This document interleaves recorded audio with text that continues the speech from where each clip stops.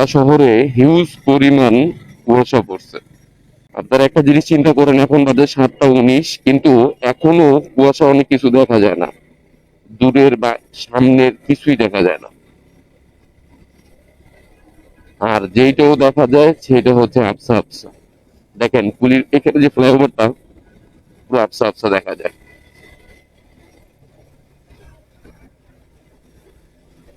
শীতের একটা প্রকোপ পড়ে গেছে, যতটুকু আমার ধারণা এইবার সর্বোচ্চ শীত পড়ার সম্ভাবনা আছে।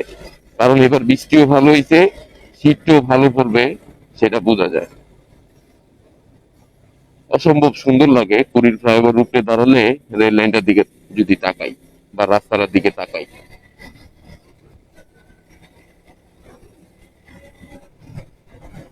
এখন বাজে 7টা 51, আমার অফিস 8টার দিকে, আমি আছি পুরীর ফ্লাইওভার। আপনাদের কাছে কি ধারণা আমি 8টার ভিতরে অফিসে পৌঁছে দিতে পারবো? ট্রাই করি একবার। ঘাম তো ও লেগে গেছে জ্যাম। এই খিলক্ষেতের এই জ্যামটা আজীবনই থাকে।